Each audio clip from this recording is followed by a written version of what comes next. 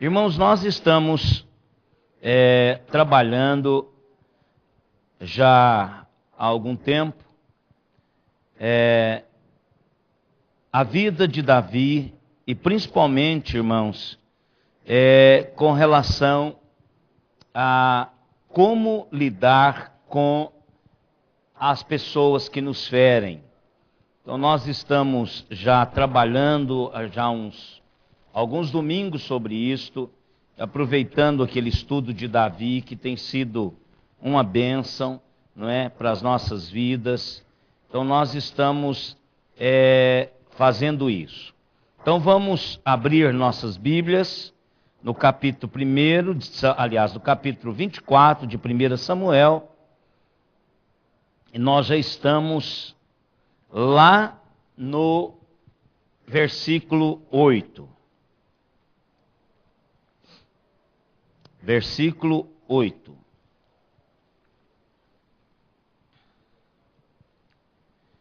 Primeira Samuel 24, 8. Nós já caminhamos um pouquinho e nós estamos falando hoje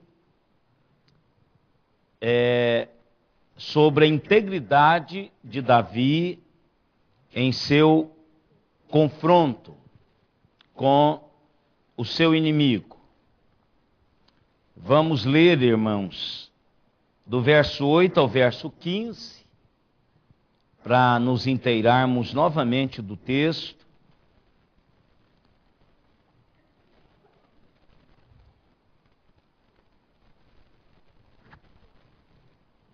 Primeira Samuel 24, 8 a 15. Depois, também Davi se levantou e, saindo da caverna, gritou a Saul, dizendo: Ó rei, meu senhor. Olhando Saul para trás, inclinou-se Davi e fez-lhe reverência com o rosto em terra. Disse Davi a Saul: Por que dás tu ouvidos às palavras dos homens que dizem: Davi procura fazer-te mal? Os teus próprios olhos viram hoje que o Senhor te pôs em minhas mãos nesta caverna, e alguns disseram que eu te matasse, porém a minha mão te poupou, porque disse: Não estenderei a mão contra o meu Senhor, pois é ungido de Deus. Olha, pois, meu pai, vê aqui a orla do teu manto na minha mão.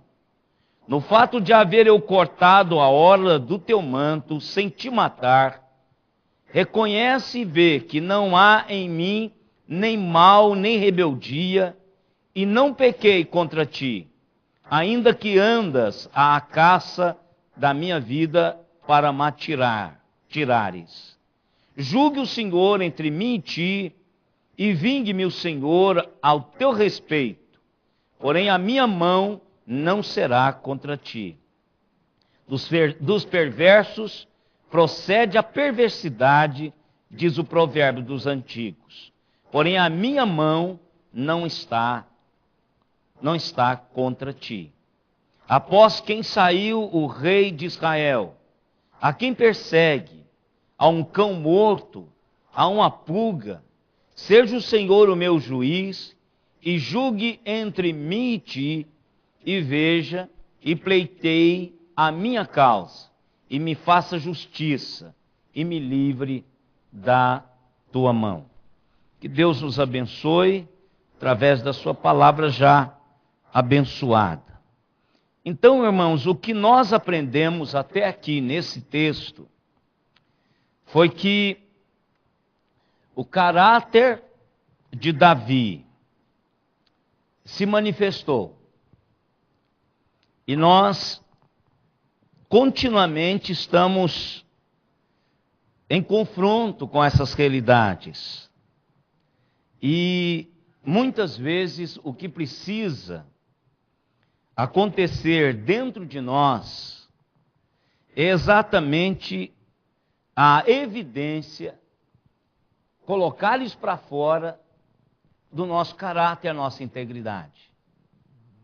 A integridade é o conjunto dessas reações que eu tenho, que vai manter-me inteiro, que vai dar-me a condição de não ser quebrado. Porque muitas vezes, irmãos, até que são justas algumas reações nossas, louváveis, legítimas, mas nos quebram. Então Davi, ele tinha toda a razão. Ele tinha toda a razão. Principalmente ali naquela moral coletiva. Vá lá e mate-o, vá lá e faça isso. Mas Davi não fez. Primeiro, por causa da sua integridade, do seu caráter. Davi era um homem, como qualquer um de nós, sujeito a todo tipo de pecado, a todo tipo de pensamento, a todo tipo de reação e ação, mas Davi era um homem íntegro diante de Deus. Ele trabalhava com realidades tremendas espiritualmente. Podia errar, mas ele era tão coerente com a sua caminhada com Deus que ele confessava o seu pecado. Ele confessava o seu erro. Ele estava sempre disposto a acertar a sua caminhada. Então, quando Davi agora tem à sua disposição, e isso ele coloca, como colocaram os seus colegas, de que foi uma oportunidade de Deus.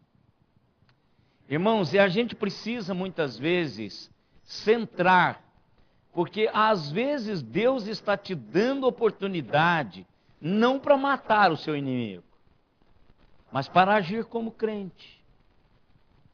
Às vezes nós falamos assim, olha, está aqui, está na bandeja, Deus me entregou aqui prontinho, é só eu dar a pancada.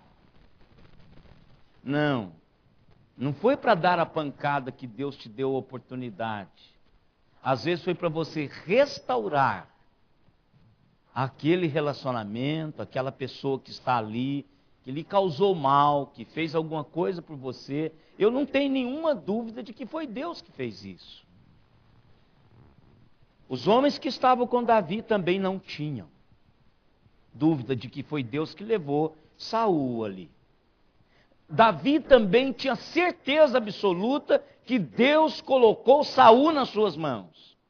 Não para que Davi o matasse, mas para que Davi pudesse testar o quilate de quem ele era.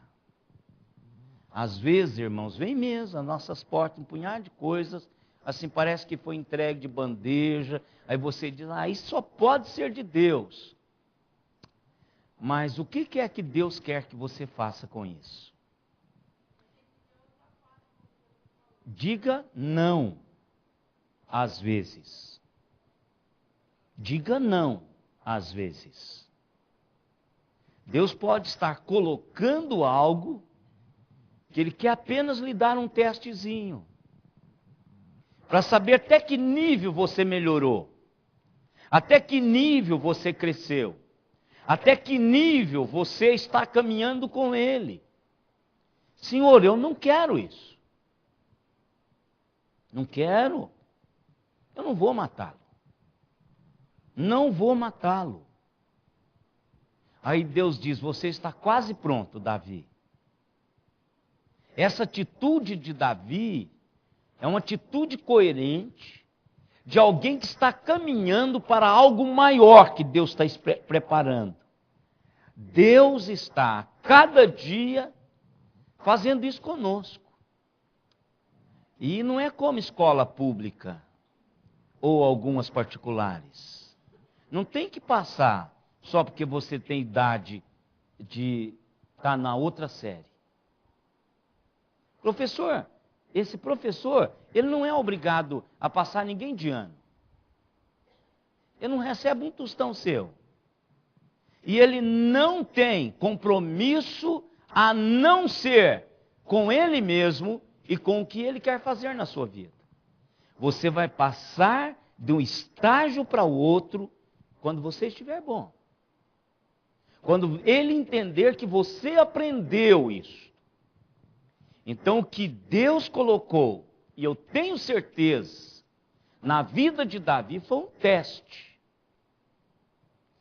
Eu vou ver se ele é ainda um guerreiro, se é o lado guerreiro, assassino, que pulsa no coração desse homem, ou se é o lado de um moderador, um homem que eu ungi para dirigir o meu povo como meu servo, segundo o meu coração. É isso que Deus queria fazer com Davi. É isso que Deus queria testar Davi. Deus tinha dito para ele: você vai ser uma pessoa muito especial, Davi. Leva um servo de Deus e unge esse homem. Agora há uma caminhada. Há uma caminhada até se chegar lá. E esse é o teste. Esse foi o teste. O coração dele dispara. Isso significa que ele já não é mais o matador. Ele agora tem um coração treinado. Ele é sensível à necessidade do outro. O posicionamento de Deus com relação ao outro. Aquilo que Deus quer dele como líder das pessoas. Não importa, irmãos, o que os outros vão dizer. Não é questão de reputação. Davi não pensou nisso. Não é questão de reputação. Às vezes, irmãos, nós só estamos atrás do que os outros estão pensando sobre nós. Mas, no fundo, nós não estamos com integridade, inteiros, por aquilo que sabemos que Deus quer de nós. Essa semana foi-me feito várias perguntas sobre o que eu acho, ou o que eu achei da renúncia programada do Papa. Coerente. Coerente. Ele defendeu a vida toda que Papa tinha que aposentar. Se havendo vigor, se vá até os 80. Essa era a tese dele. Quando ele chega um momento que ele vê que não dá conta mais de levar, ele diz: eu não posso levar mais. E que as beatas, os bispos, se esperneiem, que nós ouvimos. Eu ouvi várias entrevistas na Alemanha, na cidade dele, na Espanha, em Portugal, no Brasil, em todo lugar. O que achavam da renúncia? Muitos meteram o pau nele. Como é que ele pode fazer isso conosco? Como é que ele pode fazer isso? Como é que ele pode fazer aquilo? Mas ele renunciou e é irreversível. Ele vai se manter inteiro. Não quero entrar no mérito da questão. Mas como pessoa, o que ele foi? Coerente. Coerente. Com ele mesmo. Honesto com ele mesmo, irmã Iole. Então é isso que Davi está fazendo, irmãos. Não importa o que os cardeais entendam, não importa o que os fiéis entendam, mas ele diante do Deus dele serve, que ele diz que serve, ele diz: não dá mais para levar. Isso é coerência. E é disso que Deus quer a gente, irmãos. É isso que Deus quer. Se tem algo lá no seu coração que está dizendo o contrário do que as pessoas estão dizendo para você fazer, não faça o que as pessoas estão dizendo para você fazer. Faça exatamente aquilo que está no seu coração para fazer. Davi vai lá e mate-o. Davi disse: não posso. E vocês não vão pôr a mão nele. Ele não só tomou a decisão de não fazer, como tomou a decisão de não deixar fazer nada contra ele. Esse é um sinal, irmãos, de líder que Deus estava precisando. E Deus usou Davi de uma maneira fantástica entre o seu povo, apesar dele. E Deus usa a mim e a você apesar de nós, irmãos. Se eu ou você precisássemos de qualificações pessoais para Deus nos usar, seria nada. Nós não temos, irmãos, nenhum de nós temos em nós mesmos. O que nós temos é um coração aprendiz que Deus vai ensinando-nos. E às vezes com uns é mais rápido, com outros mais demorado. Professores sabem disso. Tem alunos que aprendem mais rápido, tem alunos que aprendem menos. Tem filhos nossos que a gente fala assim, olha para ele e já entende. Tem outro que tem que levar umas palmadas no bumbum. Não é? É assim, a vida é assim, irmãos, não tem como. Então Deus, o que Deus fez e o que Davi reagiu a esse teste foi o que o qualificou. Então o que nós aprendemos domingo passado? Davi deu o primeiro passo. Irmãos, como isto é importante. Não deveríamos esperar pela outra pessoa dar o primeiro passo. Davi registra isso. E nós falamos daquele negócio azedar, irmãos. Tem uma primícia falsa, que eu nunca vi um negócio mais falso do que isso. Não há nada melhor do que um dia após o outro. Isso é mentira. Um dia após o outro vai diminuir a nossa existência aqui e nós vamos ficando mais velhos. Mas não resolve o problema, irmãos. Se você pecou, vá para a cruz imediatamente. Vá para a cruz imediatamente. Lá é o lugar de resolver problema de pecado, irmãos. Primeira coisa que você precisa fazer ao pecar é correr aos pés da cruz. Dizer, Deus querido, fiz de novo. Faça isso, até Deus trabalhar, até você sentir nesse trabalhar, até criar vergonha na cara e assumir responsabilidades diante de Deus em santidade. A gente tem que ir fazer isso. A carne é fraca e a vergonha é pouca. Por isso nós pecamos. Repetidamente os mesmos pecados. Mas se peca, vá para a cruz, irmãos. Não tem que esperar. Vou ver, quem sabe, ninguém fica sabendo. Ninguém fica sabendo, Deus já sabe. Vá lá e diga, Senhor, cometi de novo, perdoa-me, restaura-me, quebra essa algema do inferno, quebra esse aguilhão, me dá liberdade plena, Senhor. Em nome de Jesus, chora, jejuma, raspa a cabeça, veste pano de saco, deita na diquada, que é o produto que quando você molha a cinza, é o resultante da diquada. É uma soda, que antigamente os nossos avós faziam sabão de bola com a soda, com aquela água que pingava da cinza. A lata que fazia aquilo tinha que jogar fora porque não prestava mais. Então, é lá que é o lugar para a gente fazer isso até Deus acertar. Agora, quando é com o outro, não deixa o tempo passar, querido. Vá lá e resolva imediatamente. Mesmo que o outro não queira saber de nada. Vá lá e faça o seu papel como crente. Davi, imediatamente, o texto diz, saindo Saul da caverna, Davi saiu atrás. Irmãos, Saul tinha que ter levado aquele impacto de que aquele a quem ele procurava para matar estava muito mais perto dele do que ele imaginava. Aí ele sai na caverna e balança o paninho. Balança o paninho. Diz, o senhor está vendo esse negócio aqui? Então aqui, eu poderia guardar esse pedaço de pano, azedar esse negócio da minha vida, mas eu quero resolver esse negócio agora.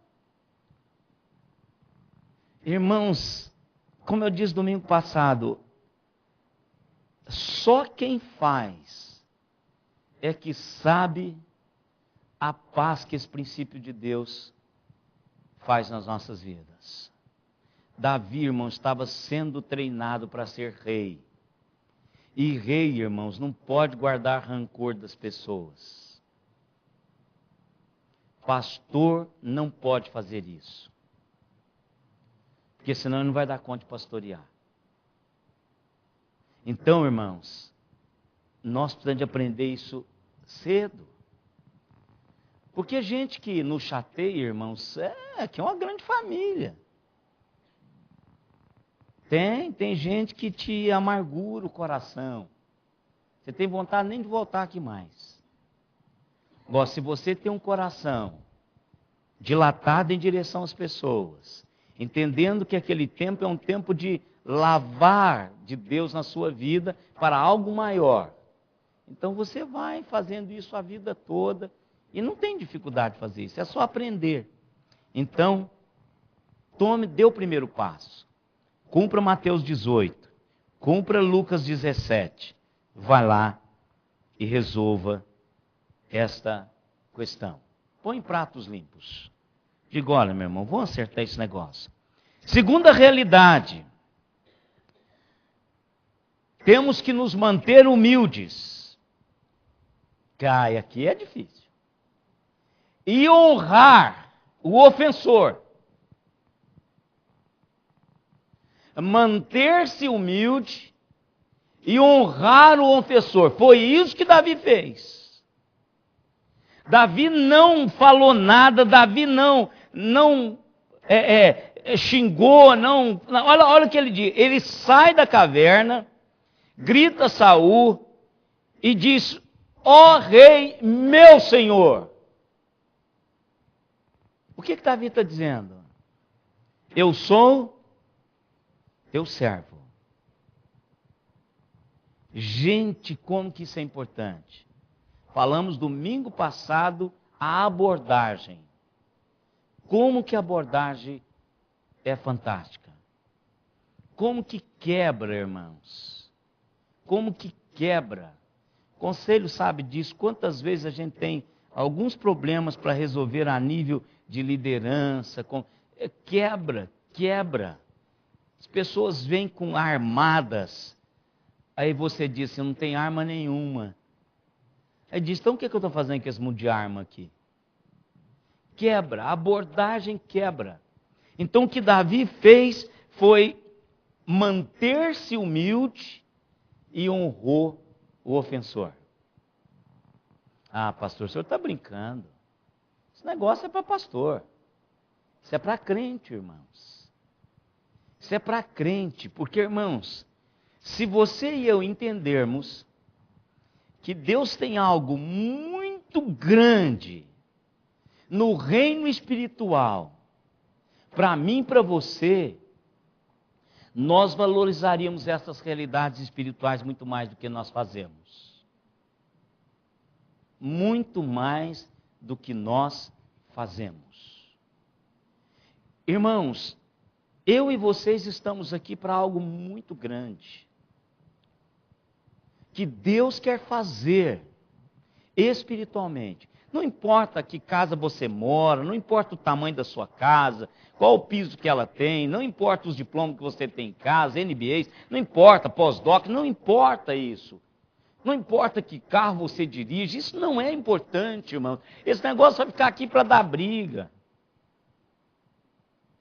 O que importa, irmãos, é o que Deus determinou soberanamente o que nós vamos fazer para a eternidade.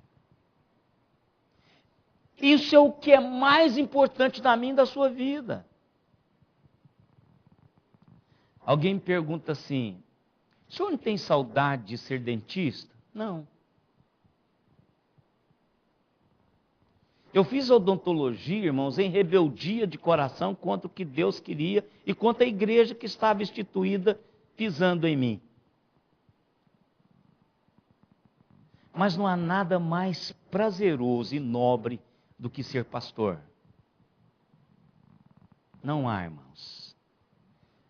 Só pelo privilégio que eu vou ter de abraçá-los na eternidade e um punhado de outras pessoas que eu ajudei vocês a caminhar em direção ao Senhor, não tem preço esse negócio. Não tem odontologia no mundo, eu poderia ser expert em qualquer área. Não paga. Não paga. E aí você fala, mas eu não sou pastor, mas você é crente. Você é chamado para representar Deus aonde Ele te colocou, na sua família, com os filhos, com o esposo, com a esposa, com os vizinhos, na escola. Vocês, professores, são chamados para formatar crianças. Crianças. Adultos. Vocês são gestores de pessoas, executivos, engenheiros, dentistas, arquitetos, médicos. Não importa o que você faça, Deus te colocou ali para representá-lo ali. Com uma resposta do reino de Deus. Radialista. Fernando está aqui. Então, Deus te colocou ali. Você é um representante de Deus. Você é a voz do Senhor. Você são os braços do Senhor, as pernas do Senhor. Para onde você anda, o reino está com você. Tudo quanto você faz, você gera essa realidade. E Deus, irmãos, nos dá todos os dias oportunidades para fazermos isso. Todos os dias. Uns mais, outros menos. Depende para onde Ele quer te levar. Depende do estágio que você está. Ele vai levando você. E são testes. Para Deus entender que eu aprendi a lição. Senhor, eu aprendi. Eu não estou repetindo esses erros. Eu aprendi. Não vou fazer mais. Irmãos, quantas coisas eu não repito mais na minha vida? Porque eu aprendi. Eu não preciso mais passar por essas mesmas experiências dolorosas, porque eu aprendi. Não vou passar mais por esses caminhos. Primeiro, eu sei a dor. Segundo, eu sei as consequências. Terceiro, eu sei se eu persistir, a Bíblia me diz que eu não vou alcançar misericórdia. Eu tenho que confessar, deixar para alcançar misericórdia. Eu aprendi isso também. Então a gente precisa aprender todo o tempo. Então, irmãos, manter-se humilde e honrar o ofensor. É manter-se. Você tem que ser conduzido com humildade. Terceiro lugar, devemos confessar a nossa parcela de culpa na situação, irmãos. Nós temos que colocar isso diante de Deus. Colocar isso diante das pessoas. Nós precisamos dizer assim, olha, infelizmente, eu errei aqui. Eu quero dizer para você que eu tive parcela. Um orientador nosso de formação de aconselhamento pastoral dizia sempre o seguinte, olha, pessoal, isso nós éramos alunos no seminário. Nunca um casamento está em frangalhos por conta de um único. Nunca ouça só a mulher. E nunca ouça só o homem. Porque os dois têm dívida no cartório. Nunca um casamento rui-se por causa de um único parceiro. Ou seja, tem uma segunda versão do assunto. Então, o que nós precisamos fazer é dizer, eu tive culpa nisso. Quantas vezes nós temos culpa sim, irmãos? No relacionamento. Quantas vezes nós temos culpa por aquilo estar quebrado, por aquilo estar desmoronando. Então, vamos assumir a nossa parte da culpa. Davi fez isso. Davi fez isso. E chamar o outro para assumir a parte dele também. Olha, o senhor fica dando ouvido aí nessas conversas fiadas. Eu não quero matá-lo. Se eu quisesse, eu já teria feito. Eu já teria feito. Eu teria feito. Então o senhor precisa começar a acreditar em mim. Eu tenho culpa no negócio. Talvez eu errei, eu cresci achando que estava já no palácio, mas não está. Então, assuma e ajude o outro a entender também que ele tem uma parcela de culpa. É mais difícil a gente fazer isso, mas o Espírito Santo de Deus vai fazendo esta realidade nas nossas vidas. E, em quarto lugar, irmãos, devemos estender perdão absoluto ao ofensor. Irmãos, esta é a cura. Estender perdão absoluto ao ofensor. Quando eu estudei no colégio, toda a vida eu gostei de biografias. Toda a vida. Eu tenho lá na minha estante, tem nas estantes de algumas pessoas, alguns livros meus que eles não devolveram. Mas isso aí eu já estou acostumado. Porque o crente acha que o que é do pastor é dele também. Então por isso que não devolve, mas eu não estou cobrando nada. Se está lá, não é? Senhora? Hein? Eu nem sei mais, minha mãe não tem coragem. Depois que o cara ficou 10 anos com seu livro, eu não tenho coragem de devolver, não. Só se o Espírito Santo tocar o coração dele, né? Mas eu gosto de biografia, sempre gostei de biografia. E Thomas Edison, porque quando eu era criança, irmãos, aquela revistinha do professor Pardal, ela era muito difundida, né? Nossa geração leu muito essas revistinhas de quadrinhos. E eu era apelidado como professor Pardal, porque eu fazia os meus próprios caminhãozinhos, fazia dos meus irmãos, eu usava aqueles filtros dos caminhões antigos, que era feltro, e punha assim coisa, virava, as cabines basculava. Era muito chique os meus carrinhos. Então, eu era chamado professor Pardal. E eu sempre gostava de ler a história dessas pessoas inventores.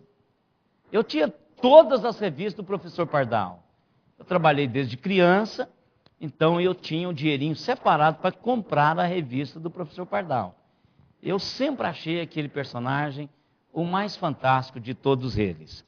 E eu gostava da história de Thomas Edison, e gosto até hoje. Qualquer coisa que vem de Thomas Edison, eu leio. Rui Barbosa também, viu, irmãos? Por causa de ser pequenininho, então eu usei muito o Rui Barbosa para dar uma disfarçada no meu tamanho.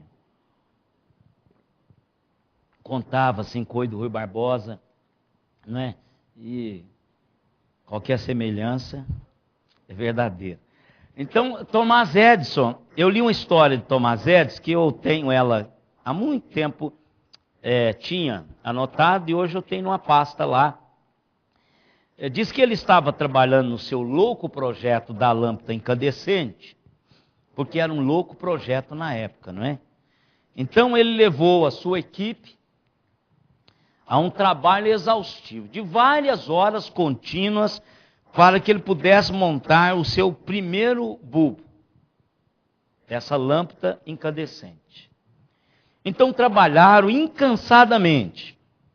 E essa história conta que Edison terminou o protótipo da sua lâmpada, do que seria a sua lâmpada, e deu a um dos ajudantes mais jovem que nervosamente levasse essa lâmpada subindo pela escada e deixasse num determinado ponto para que ele pudesse acendê-la e que ela pudesse dar a dimensão de claridade. Claro que deve ter sido um tomatinho aquela primeira lâmpada em comparação ao que nós temos hoje.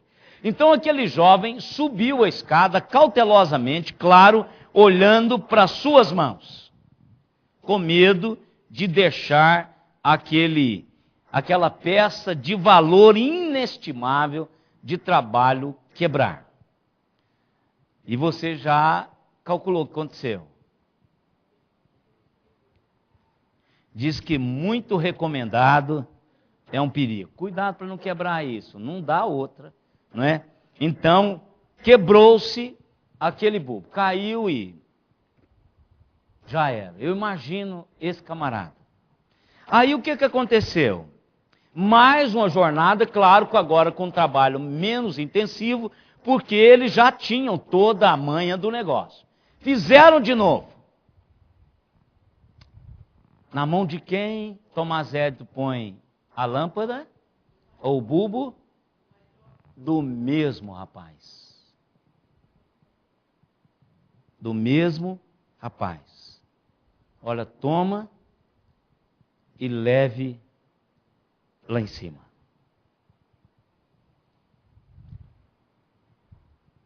Olha, irmãos, isto é oferecer perdão absoluto ao ofensor.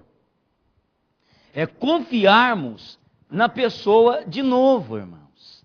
E esta é uma das realidades mais difíceis de fazermos. Porque a gente cultiva a ferida aberta. Nós nutrimos a ferida aberta.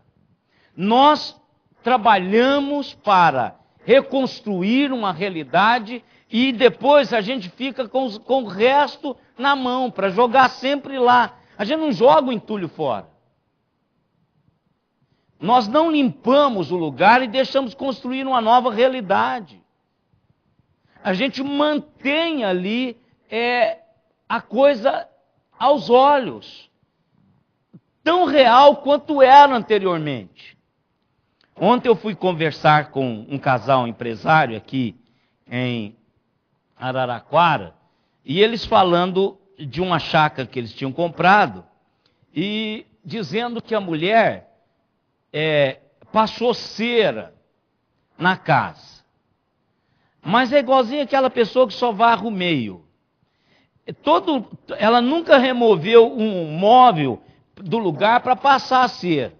Então ela passava a cera e contornava o móvel. Então quando a pessoa mudou da casa, ela olhava assim e via todos os móveis. Né? Via todos os móveis. Então o que ela fez para eliminar isso? Contratou uma empresa que foi lá e arrancou toda aquela cera antiga e deixou limpo. Gente, nós não temos que ficar fechando o olho e vendo o problema. Manda limpar esse negócio em nome de Jesus.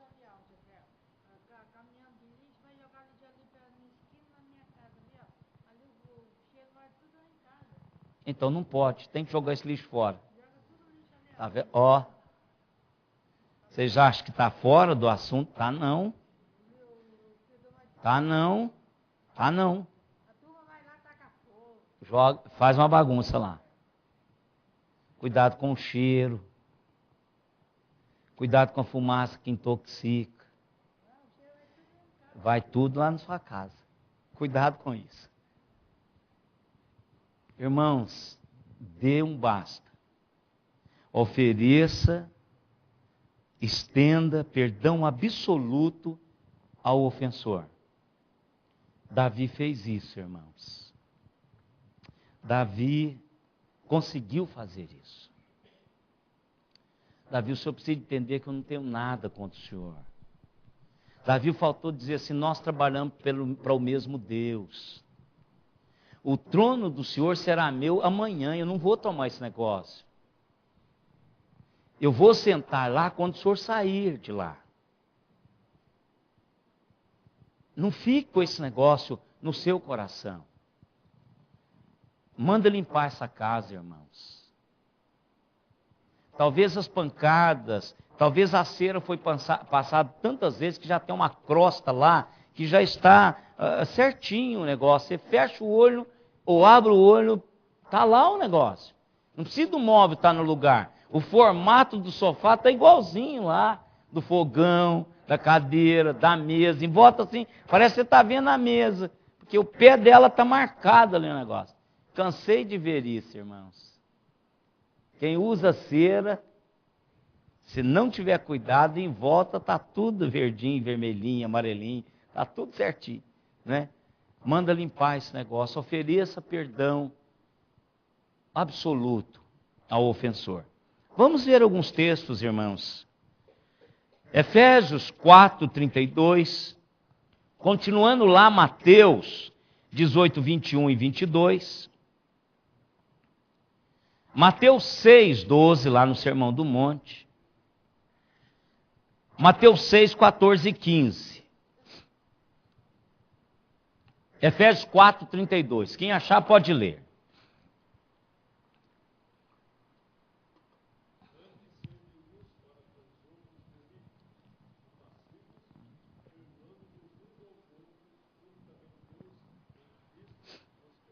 Irmãos, isso aqui é...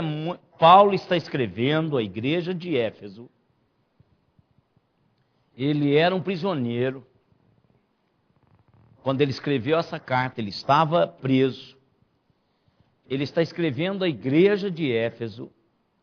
E aqui há um peso muito grande. Irmãos, eu não tenho dúvida nenhuma que não há nenhum pecado meu na memória do Senhor Deus.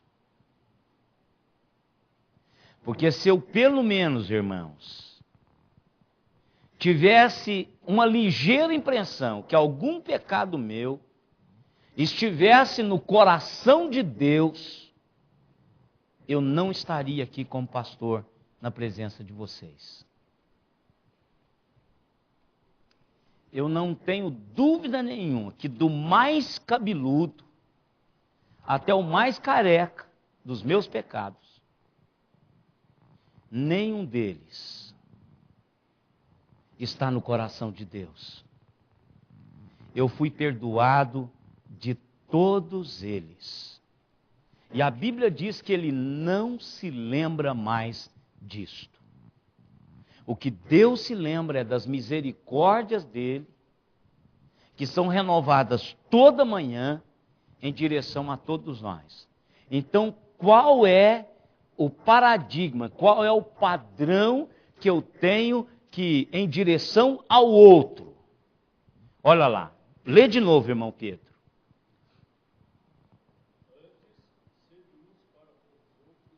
Benigno, então só um momentinho aqui. Bondoso. Benigno. Não é uma ação de benignidade, é você ser benigno. Não é que com uns eu sou, com outros eu não sou. Está dizendo que eu tenho que ser benigno. É algo que é inerente a mim. Faz parte da minha vida. Eu preciso de caminhar na vida com benignidade. Porque benigno é o meu Pai. E eu o represento aqui. Eu não estou aqui para construir templos, não estou aqui para construir casa, não estou aqui para comprar carro, não estou aqui para fazer nada. O papel principal meu, isso é diversão. Isso é enquanto as coisas espirituais vão acontecendo, torna-se essas realidades como fruto disso. Só isso. Só isso. Isso é para guardar os frutos espirituais. O meu papel principal aqui é representar a Jesus Cristo. É dar vazão, extensão à benignidade do Deus que é benigno. Assaz benigno é a linguagem bíblica. Então, uns para com os outros benignos. Pode continuar, irmão Pedro. Compassivos.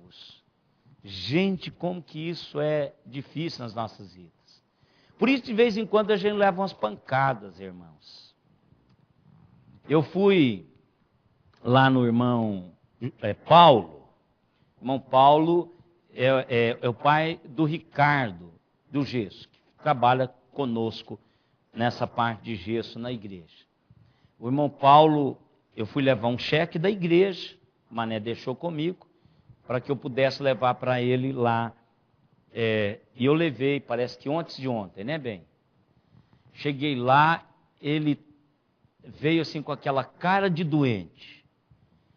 E a semana retrasada ele travou a coluna, eu falei, o cara está mal de novo. Eu cheguei numa hora ruim, Aí ele falou assim, pastor, eu estou com uma dor de dente, meu irmão. Aí eu falei para ele assim, São Paulo, sabe por que eu fui fazer odontologia? Porque uma área que eu sofri foi com dor de dente.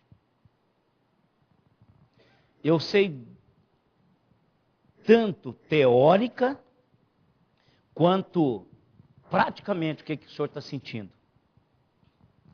Meu irmão, eu sei o que é dor de dente. Aí eu disse para ele tomar um remédio, até que o dentista pudesse atendê-lo.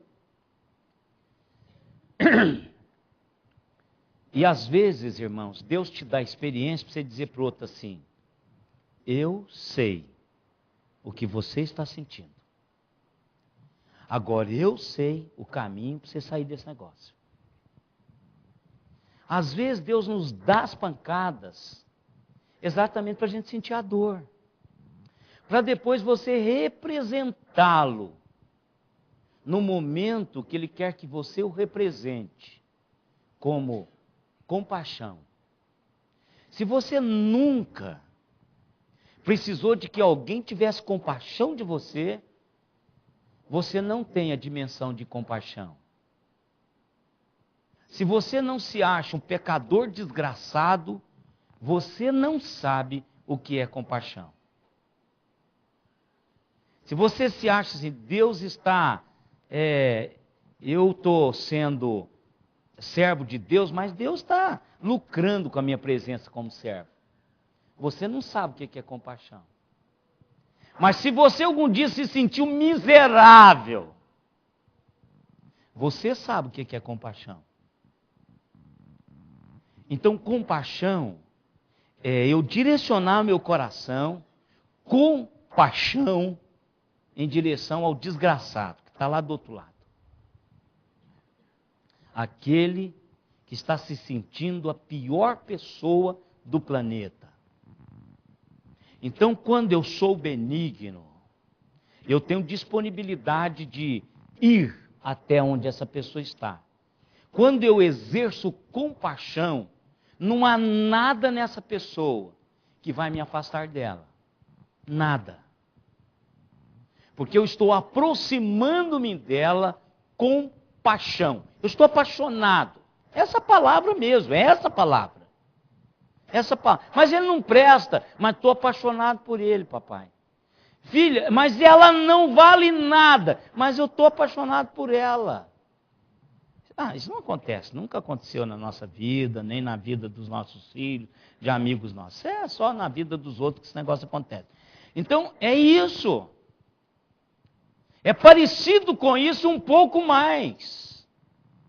Eu tenho que exercer benignidade e compaixão para que eu possa, irmãos, estender perdão absoluto ao ofensor. Aí termina. Como ele termina?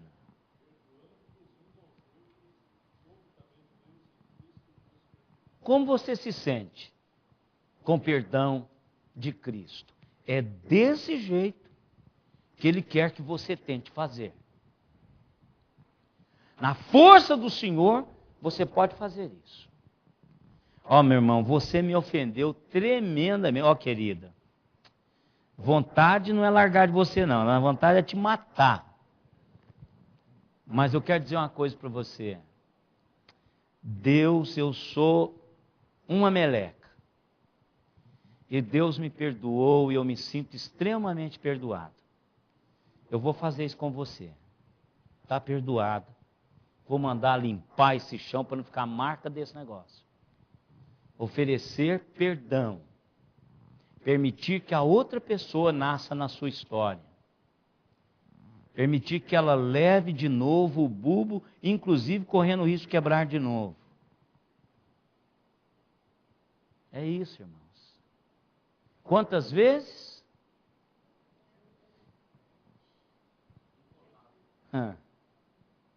70. E isso aqui não é o final. Porque quando você fizer isso, você já está acostumado a perdoar. Você já é benigno, você já será compassivo, você já será misericordioso, você já construirá realidades espirituais na sua vida, que isso passa a ser natural. Só repetir. Só repetir. Quem não tem carro automático, você pensa na hora de pisar na embreagem? Não pensa. Nós somos, irmãos, seres habituais, ou seja, nós somos seres de hábitos. Só você repetir um pouquinho a coisa, aprendeu, você não precisa mais fazer mais nada. Irmãos, como eu dei trabalho para o reverendo Jaime para não olhar no teclado da máquina. Ele pôs esparadrapo. Ele pegava as teclas e punha esparadrapo em todas elas. E tinha que repetir várias vezes. Vocês lembram, quem fez datilografia sabe disso.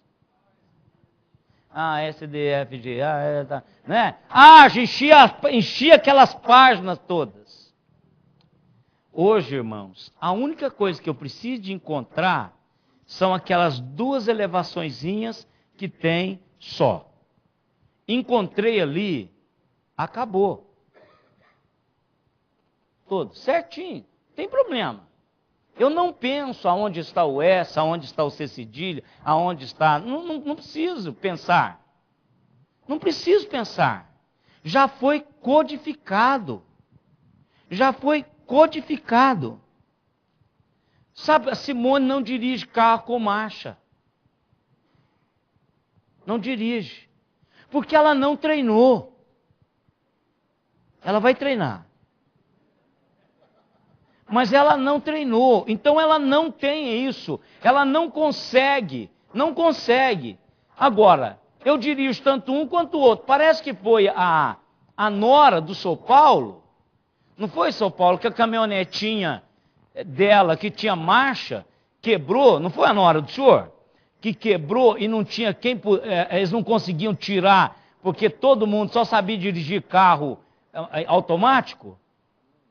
Eu acho que foi a Manadir que contou um negocinho. Caminhonetinha de marcha, quebrou e ninguém conseguia tirar ela de lá porque não conseguiam engatar a marcha. Não levaram o carro da Elda porque não conseguiram tirar o carro da Elda da garagem porque ele é automático. O inverso aqui.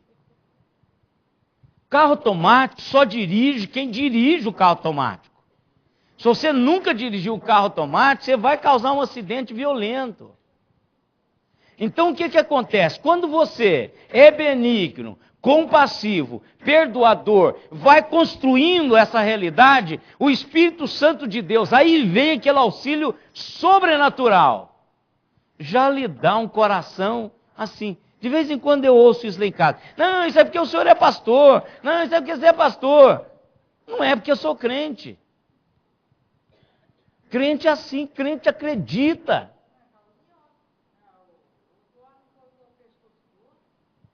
Mas não faça um negócio desse, minha irmã.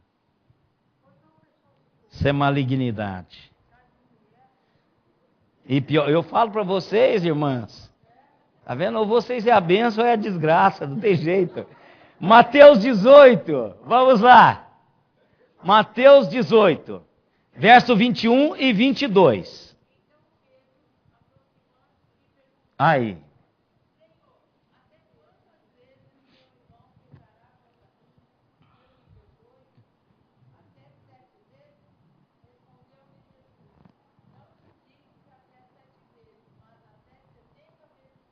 Sabe qual que é o nosso problema? Até quantas vezes eu tenho que ser longânimo? Até quantas vezes eu tenho que ser benigno? Até quantas vezes eu tenho que ser compassivo? Nós medimos as nossas coisas em vezes, irmãos. O que Cristo queria dizer não é que passou de 470 que você não vai perdoar mais. O que Cristo quis dizer é o seguinte: esse exercício espiritual é uma contínua, é um estilo de vida, irmãos.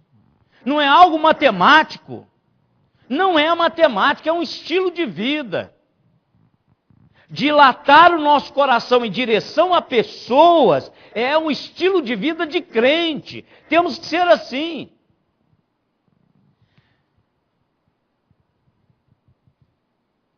Olha, quantas vezes Jesus quis ensinar isso e os homens não aprenderam, e nós estamos aqui com as escrituras há mais de 2000 anos e não temos aprendido, a gente tem repetido as mesmas coisas. O que eles foram lá perguntar para Jesus? Como é que é esse negócio de divórcio? Quando é mesmo que eu fico livre para casar com outra com relação ao divórcio? Porque Moisés, isso é coisa na cabeça de homem, irmãos. Vê que a mulher não foi lá perguntar a questão de divórcio. Isso é coisa da cabeça do homem, irmãos. Esse negócio de divórcio pode ter certeza. Votado por homem. Passou, votado, só um momentinho, claro. Votado por homem. Porque o homem que tem esse negócio de divórcio na cabeça. Aí Jesus diz assim: sabe por que Moisés fez isso? Por quê, irmãos? Que Jesus disse que ele concedeu que se desse carta de divórcio. Por causa da dureza do vosso coração. Irmãos, tudo é um estilo de vida espiritual. É quando o meu coração é convertido diante das realidades de Deus, eu passo a vivenciar, não importa quais as circunstâncias. E Davi entendeu isso, irmãos. Davi entendeu isto. O que nós faríamos, irmãos? Iríamos dar, se fosse uma mulher, iria à delegacia da mulher, aí decretaria que Saul não poderia aproximar de Davi em tantos metros. Não é? Mas não é assim que o crente faz. O crente aproxima e o crente estende perdão absoluto ao ofensor. Mateus 6,12.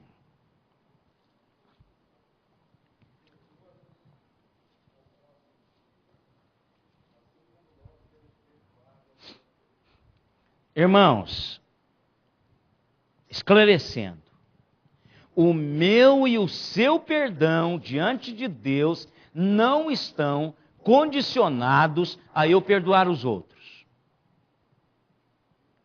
Porque muitas vezes a gente lê esse texto e achamos que é isso que esse texto está dizendo, mas não é isso que esse texto está dizendo. O que esse texto está dizendo é que a dimensão, a profundidade, a durabilidade, a realidade contínua do meu perdão tem que ser como esta. Da mesma maneira que Deus me perdoou, eu tenho que perdoar o outro. Não é que a meu perdão, Deus perdoar-me, Ele vai falar assim: eu não te perdoo porque você não perdoou fulano. Não, Ele não vai fazer isso. A base do perdão de Deus, do meu pecado, é a morte do Senhor Jesus Cristo. Quando Ele me perdoou primeiro, eu era um defunto espiritual. O pior da minha vida estava acontecendo quando Ele me chamou eficazmente para receber o seu perdão.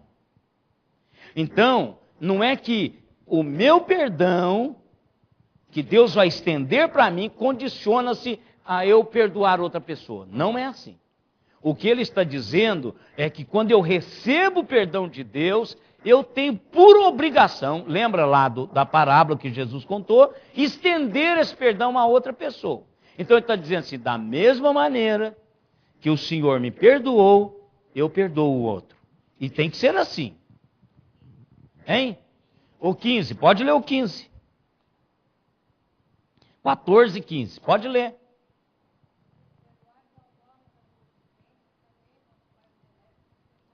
Por não perdoardes,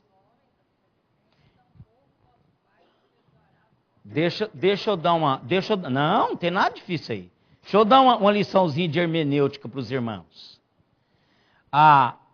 lá atrás está dizendo assim, que se você não perdoar, não vai ser perdoado o seu. Qual? O da minha salvação? Não, isso aí vai quebrar a minha comunhão com Deus. Você precisa exercer isto para quê? Para que o relacionamento interpessoal não interfira no relacionamento entre Deus e você. Porque Deus vai fazer isso. Por que Deus vai fazer isso? Porque Deus quebrou toda a parede da inimizade, irmãos. Nós não podemos ser inimigos de seres humanos, sendo que Deus abriu a avenida para não ser o meu inimigo. O que vai obstruir é o seu relacionamento com Deus. Olha, enquanto você não for lá, entre eu e você, eu estou dizendo, está quebrado. Está quebrado. Porque se você não faz àquele que vê, você não pode fazer comigo que você não me vê. Vá lá e faça isso. Porque se você não fizer isso, não adianta papar a hóstia. Não adianta você comer pão e beber o cálice. Está quebrado. Está quebrado. E muitas vezes, irmãos, nós não damos ênfase a isso. E Davi, lá no Antigo Testamento, ó, minha princesa, faz exatamente isto, para que eu e você possamos usufruirmos desta realidade. Devemos estender perdão absoluto. Irmãos, não durma sobre isso. Levante, no momento exato, vai lá e conserte o que tem que consertar. Não guarde o paninho, viu? Não guarde o pedaço da manta de Saul lá na sua casa. Não faça isso. Não há nada mais danoso, nocivo, do que guardar o paninho de Saul, do seu desafeto, do tafarolo na sua casa. Viu, irmãos? Acerte, libere na linguagem bem nossa, deixa esse perdão, desprenda perdão absoluto em direção a outra pessoa. Vai lá, abraça. Vai lá e manifeste realidades espirituais em direção a estas pessoas. É aquela que a Simone, um dia desse, com as meninas lá, perguntaram para mim assim, você nunca teve vontade de matar a mamãe? Você é a Lívia, mas a Letícia. Nunca. Nunca tive. Claro que ela já me fez muita raiva. Eu também já fiz muita raiva nela. Mas claro que não. Porque crente não tem como fazer isso. Você tem que resolver. Não é? Se o ditado diz que seu pior inimigo é aquele que você dorme com ele, então você tem que dormir com seu melhor amigo. Não o torne seu inimigo. Não o transforme em seu inimigo. Cultive para que ele seja sempre o seu amigo. Seu amigo. Porque está dormindo com você. E é complicado esse negócio de você dormir com alguém que... Por isso que a primeira coisa que acontece, olha aqui, olha, presta atenção. Quando há uma briga violenta entre o casal, o que acontece? A primeira coisa que acontece, vá dormir no sofá. Ou então você fala assim, fica aqui que eu vou dormir lá fora. Quando a mulher é mais brava, ela faz isso, não é? E aí, ela dorme no sofá, ela vai para a casa do filho, ela vai para o quarto do menino. Aí quando o menino acorda no outro dia, vê a mãe lá do outro lado. O que você está fazendo aqui, mãe? Seu pai. Hein? Pai, o que o senhor está fazendo aqui? A hora que eu fui deitar, o senhor não estava aqui. Sua mãe. Né? Primeira coisa que acontece, essa quebra. Porque não dá para dormir. Ou então aqueles que não têm um lugar para ir, como a irmã Araci disse, vira as costas um para o outro. Nunca vi um negócio mais sem graça do que isso. Eu viro as costas para ela porque eu só consigo dormir do lado desse lado. Eu tenho que estar olhando para cá. Eu não consigo. Eu até fico pro lado dela até o sono chegar. Quando chegar, eu falo bem até amanhã. E puf, pro outro lado. Ou quando é tarde, eu falo até agora mesmo. Né? Então viro pro outro lado. Mas esse negócio de deitar e ficar mastigando, esse negócio está de mal, isso é antibíblico. A Bíblia diz, não se ponha o sol sobre a sua ira. Resolva esse negócio antes de dormir. Não é? Depois de jantar faz mal também. Então faz certo, irmãos. Araraquara 8. Franca 3. Não Encontrado 2. Ponta Grossa 1. Ribeirão Preto 1. Então um abraço a esses irmãos que estão nos ouvindo. Domingo que vem a gente continua falando sobre isso, porque eu creio que isso é muito importante para restaurar as nossas vidas, irmãos. A igreja, o projeto de Deus para cada um de nós. Deus nos incomoda quando isso não está acontecendo. Vamos nos colocar em pé. Vamos orar. Convido o presbítero. Não sei onde eu pus o microfone. Tá com? Tem um microfone aí, meu irmão? O presbítero Walter vai nos dirigir a Deus na oração. Agradecendo a Deus por esse tempo tão precioso, irmãos, de aprendizado das coisas de Deus nas nossas vidas. E observar os eventos mundiais, porque Deus está nos falando algumas coisas com esses eventos. Enquanto exercendo nosso papel como agentes do reino, vamos também observar à nossa volta que o reino está próximo. Vamos orar. Bondoso Deus, nosso Pai, nós te somos imensamente gratos, ó Deus, Amém, pelo privilégio desta manhã. Obrigado, Pai. Pela oportunidade, ó Deus, uma vez mais, de estarmos na Tua casa, aprendendo aquilo que o Senhor preparou para nós nesse dia. Ó Deus, são tantas lições, são tantas abordagens que nos levam a refletir sobre a nossa vida cristã. Amém, Senhor. Se realmente, ó Deus, a nossa vida coincide com aquilo que nós temos ouvido. Sim, Pai. Se há em nossa vida, ó Deus, o reflexo daquilo que a Tua palavra nos recomenda e que, ó Deus, espera de cada um de nós. Amém, Senhor. Perdão, ó Deus, benignidade, compaixão, amor, ó Deus, uns para com os outros. Se a Tua igreja realmente, ó Deus, vive aquilo que o Senhor espera de cada um de nós. E se não, ó Deus, que seja momento de começar. Sim, Pai. De termos, ó Deus, uma vida que impacte a nossa sociedade, que vive de maneira tão ruim, Sim. tão longe dos sonhos do Senhor, quando o Senhor fez o ser humano, ó Deus. A verdade, Pai. Ó Deus, esteja abençoando as famílias da igreja, os relacionamentos, ó Deus, os casamentos, os filhos, ó Deus, que crescem aqui, e aqueles que já estão longe, ó Deus, com seus lares formados, que possam estar vinculados ao Senhor, ó Deus, vivendo para o Senhor.